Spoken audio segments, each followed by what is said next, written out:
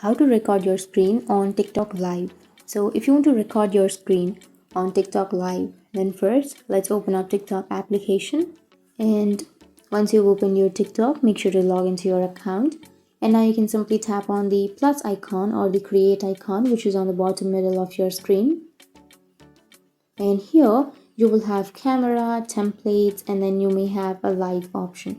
So for now, I don't have that live option on my TikTok because I don't have that much followers to go live. So if you have your live, then you can simply tap on live and then you can start your live. And once you start your live, here you can simply scroll down and you will have record screen option. So you need to simply tap on record screen. Here you will have this record screen option. So tap on record screen and your screen will be recorded. So that's how you can record your screen on your TikTok live. And if you have any questions, feel free to comment below. Thanks for watching.